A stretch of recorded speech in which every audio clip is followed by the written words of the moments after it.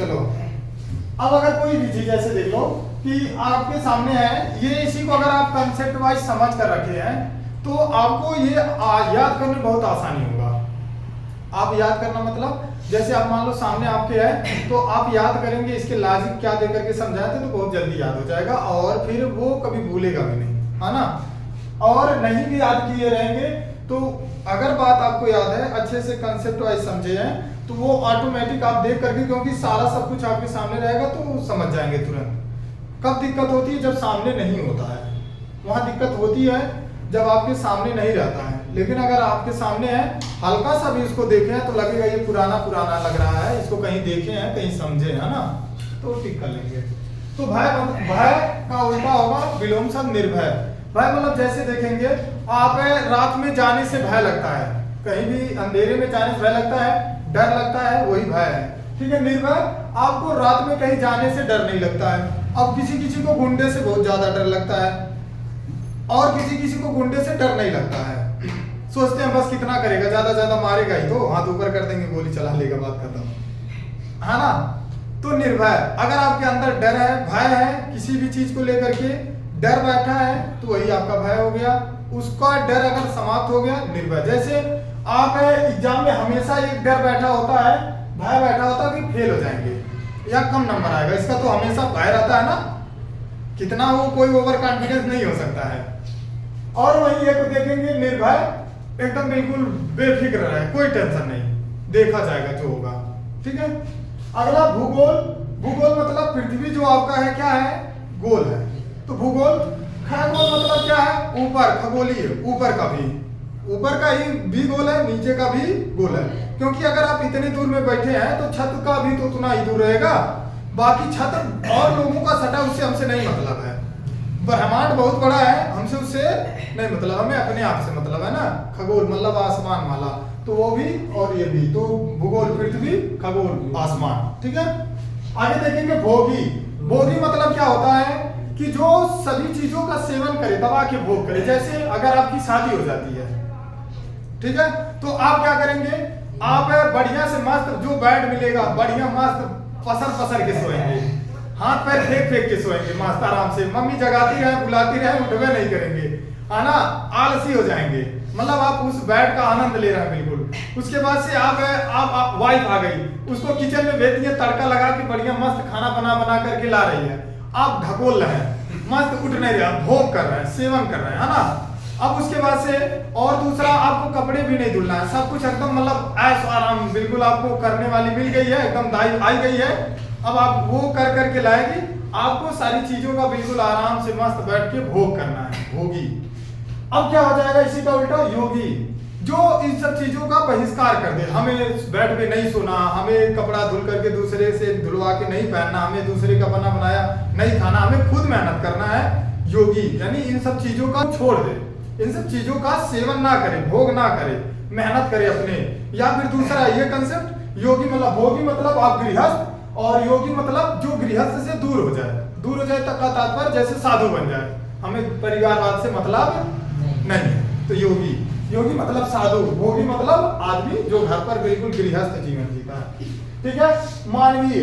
मानवीय जैसे आप देखेंगे किसी गरीब को देख करके आपके अंदर दयाशीलता आ गई, आप उसका मदद कर दिए, मानवीय। आपकी ये मानवता के अंदर, आदमी हर एक मानव के अंदर ये होना चाहिए।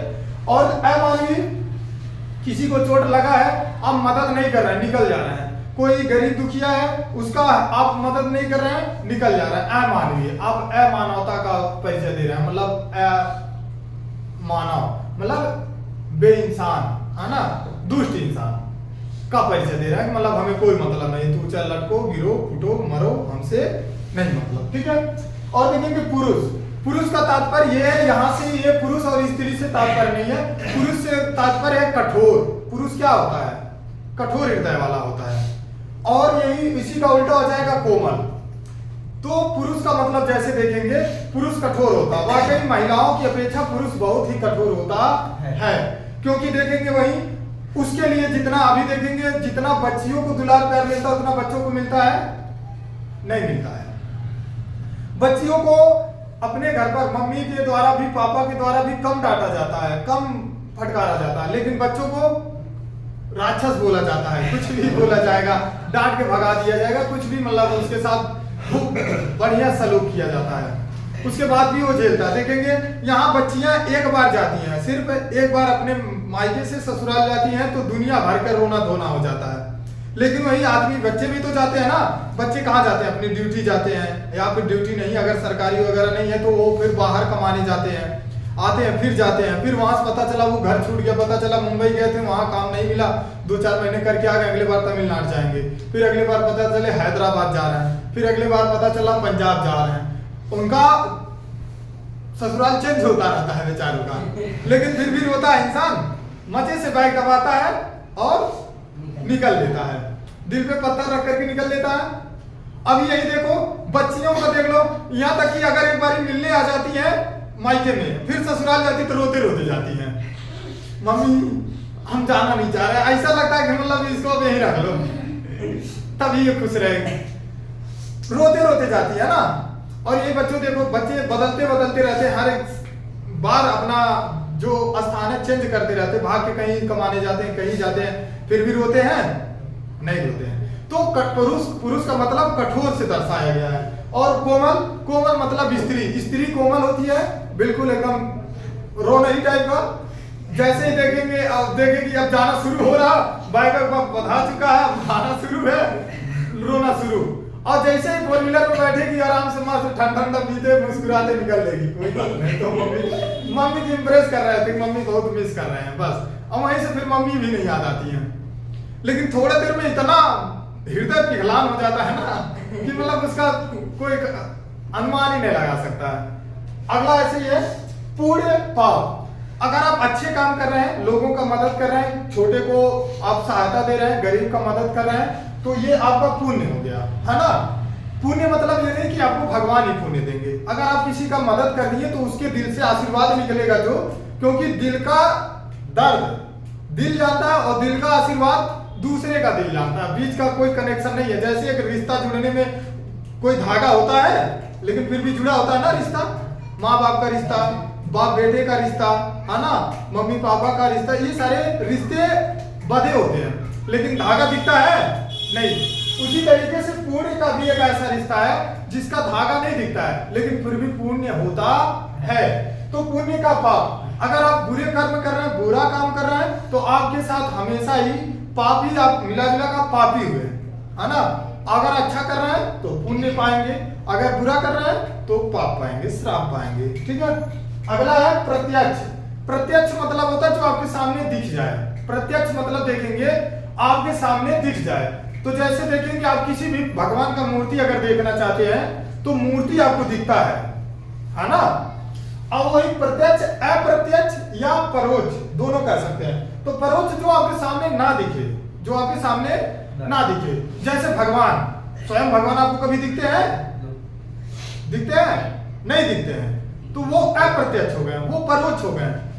वो यही देखेंगे प्रत्यक्ष है फिर भी ना दिखे, है फिर भी ना दिखे, आप उसको दूसरे फॉर्म में देख सकते हैं। दूसरे फॉर्म में जैसे देखेंगे आप उनको मूर्ति बना के देख सकते हैं, उनको फोटो में देख सकते हैं, उनको टीवी में देख सकते हैं, उनको रंग बिरंगे कलर टीवी में देख सकते हैं, कहीं कहीं मतलब एक माध्यम में देख सकते हैं। लेकिन प्रत्यक्ष रूप से आप एकदम बिल्कुल रियल नहीं देख सकते, है ना, लेकिन फिर भी भगवान है।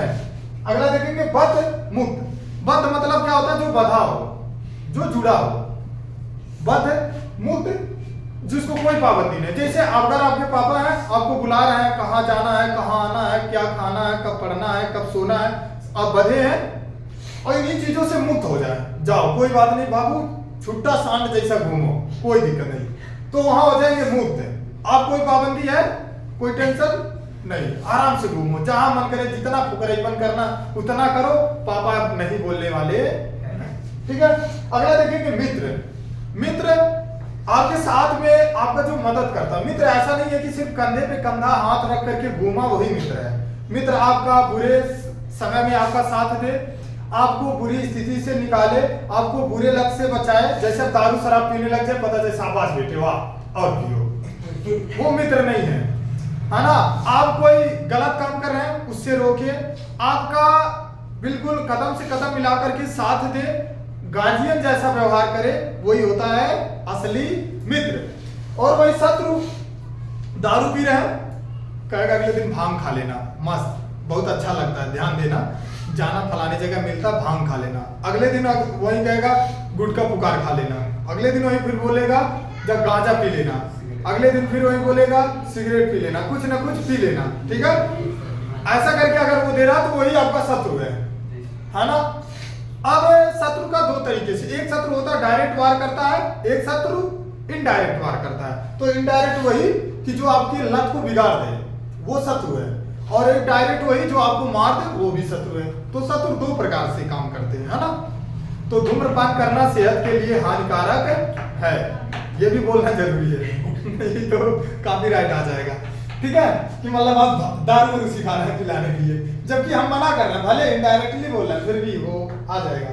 ये आया इतना समझ में हो गया। चलो देखो, मीठा कड़वा। मीठा कड़वा मतलब जैसे देखेंगे आप, मीठे का स्वाद जो होता है वो क्या होता है, मीठा होता है ना। जैसे छेना, लाल मोहन, बर्फी, काजू कतली जो भी होता है, मिठाई का स्वाद कैसा होता है, मीठा। और वही मिर्चे का स्वाद क्या होता है, तीखा। ठीक है, क्या होता है, तीखा।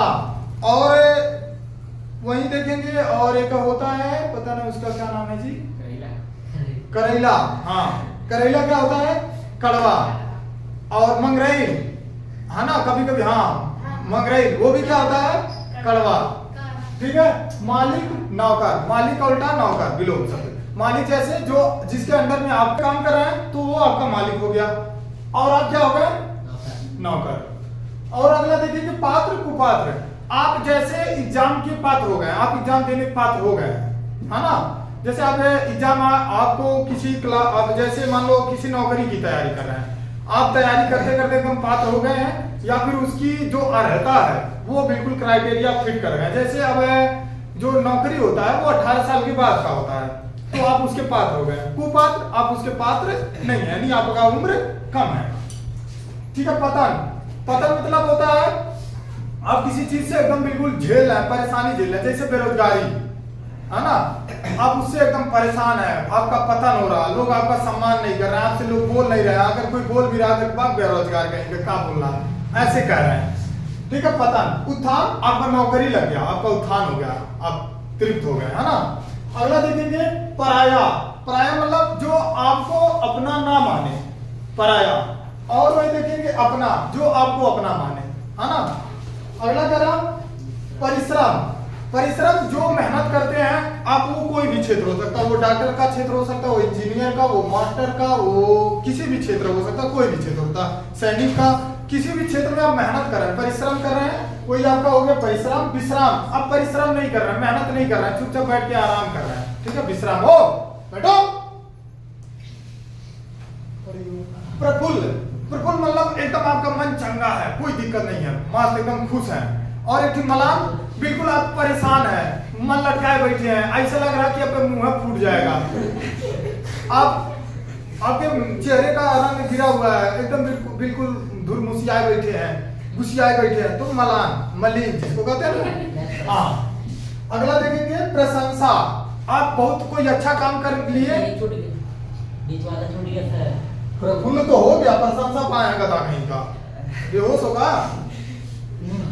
चलो, प्रशंसा, आप कोई अच्छा काम करके आए, मेडल जीत करके आए, आपका लोग प्रशंसा कर रहे हैं, वाह बेटा बहुत अच्छे, वंडरफुल, और तरक्की करो, गॉड ब्लेस यू, है ना, लगे रहो।